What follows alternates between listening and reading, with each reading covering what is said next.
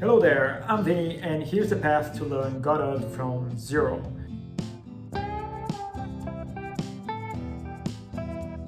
So to give you more context, I've been trying to learn 3D and some other stuff. I started reflecting about tutorials, but the problem with tutorials is that you don't really walk the path by yourself. It gives you a false sense of learning something, but you're not seeing all the different aspects of each one of these things. So the idea of this challenge is that I split it in rounds, and each round has kind of a theme, and this will expose you to the different features, but you will be the one doing the research and learning about those things. I'm gonna talk about the challenge, the different rounds, and I'm actually going to publish this repo here that has a README with all the information about the different rounds. Also, this repo will have the code that I use for these samples, because you're going to see these examples while I explain the situation.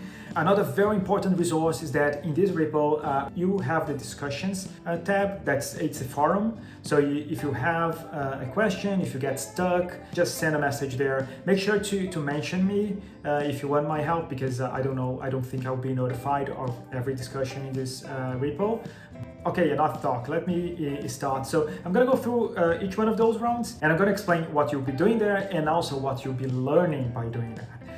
Okay, so this is round one, where the goal is to create a scene with an image and make sure that this scene adapts to the window resize. So these first rounds are a bit silly and maybe a little bit too basic for some people, but just follow along and I bet it's gonna make sense. And in this one, you'll be learning how to create a scene, how to add nodes to a scene. If you're using the same pixel art assets I'm using, or any pixel art asset, you'll see that the image will be blurry, so you'll also be exposed to texture filters. And also the project settings, that's where you change those configurations. So for this one, create a player-controlled character. There are lots of concepts being used here, but the idea is that do the minimum required to reach the goal. Do the basic to complete that round, because I promise you that you're gonna see more as you go. So in this one, you'll be learning about physics bodies, collisions, and movement. You'll also be learning scenes and the node trees.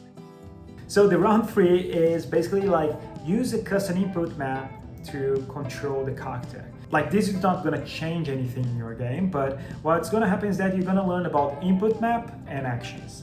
So as an extra challenge for this step, I want you to implement a variable character jump. So basically, if you tap the button, I want the character to do a small jump. If you hold the button, you do the full jump. With this, you learn a little bit more about input handling, because you were doing the input handling the process. It's very likely you're going to use the input method for that.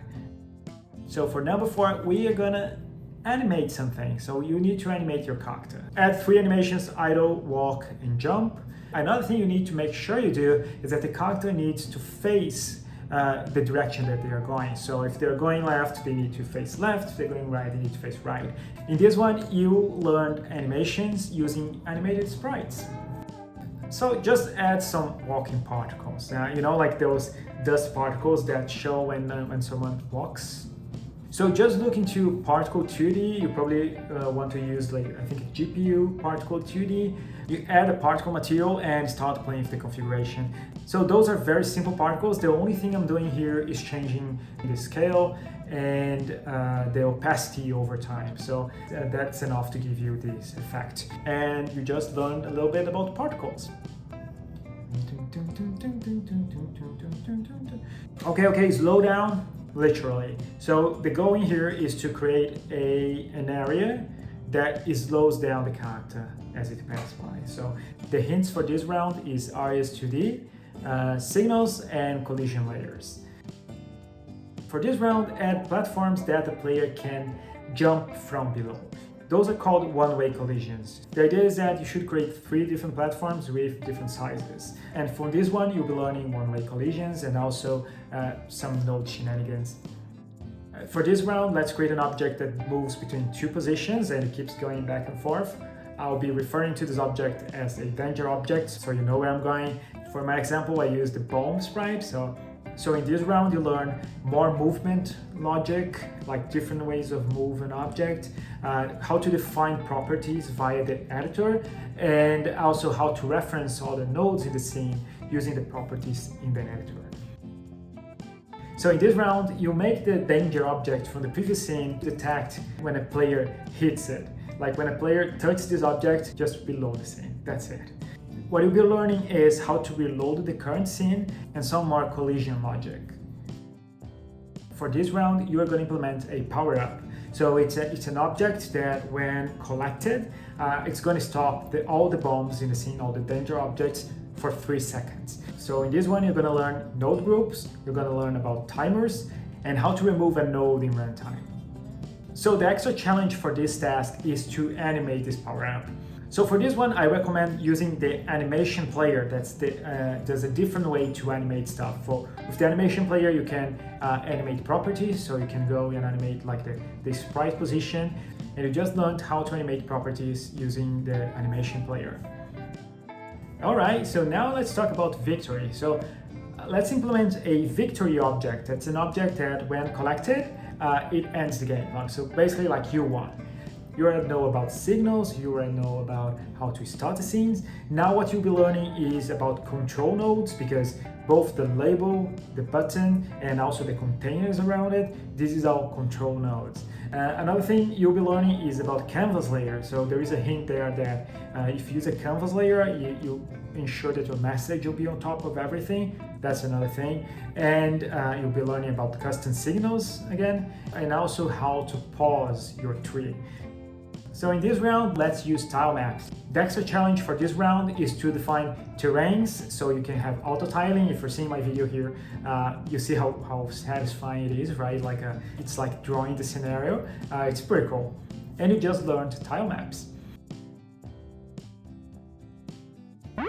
So let's add some sounds to this game and make sure that those sounds go through an audio bus just for effects. This will teach you about the audio nodes and about the audio bus. Alright, now we have all the building blocks, so just create like different levels using those things, like put different platforms, change the position of stuff. The thing we're going to have to change now is that on victory, instead of restarting the level, now add a next level button that when you click, it goes to the next level. The learning on this one is actually how to change scenes. Create a dark level with sunlight. So just duplicate one of the levels and make it dark. So the player should have a halo around it, and maybe the victory object has a less intense light. So learnings here are lights and canvas modulate. So in this round, we are going to persist the current level. Now when you start the game, instead of going directly to the first level, you need to read the level number from the disk and send to the correct scene. So the learnings are writing and reading files and paths and the user folder. Wait, there is an extra challenge on this one.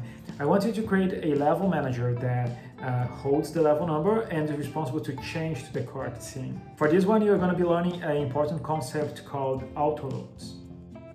And you finally got to the last round, that is export the game. So that's it, just export the game so you don't need the editor to run it anymore. Just export and you have the executable in your system. In this one, you're going to be learning about game export and export templates. Congratulations, you have a game that you made all by yourself. This was the end of the challenge, but I do have more ideas for you. You can learn about shaders.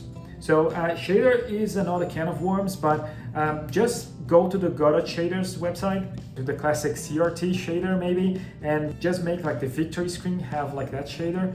You can also try to do some localization. You can make the victory message and the button localized. If you want ideas for follow-up projects, you can do a top-down game. So with a top-down game, you'll be able to play with Y sorting. That is this feature that uses the Y position to define if a sprite is behind or in front of another sprite. Another thing that's easier to experiment with a top-down game is pathfinding. So you can use the navigation server and the navigation agents and obstacles to be able to make your NPC or enemies like move by themselves in a path. So that's another thing nice, because in Godot 4 they implemented collision avoidance, so you can test all these features out of the box. You can also try something in 3D. I don't have 3D glasses, those are just Eclipse glasses. Everything I showed you so far has a 3D equivalent. And I also add the link for the Kenny's free starter pack, which I used for my last video about hierarchical task network. So this is a pretty good project to start on. It's gonna have everything for you, actually, all the movement and everything, but if you follow the challenge trying to implement everything yourself, just bringing the assets from this one, you'll probably have a good time. This video got way longer than I thought it would. As I mentioned, if you wanna chat with me, I'm on Mastodon and also I'm in the Blue Sky. Those are the two places that you can send me a message or follow me there for more. I hope you enjoyed this journey. I hope you learned something new. And that's it. Thanks for watching. See you next time.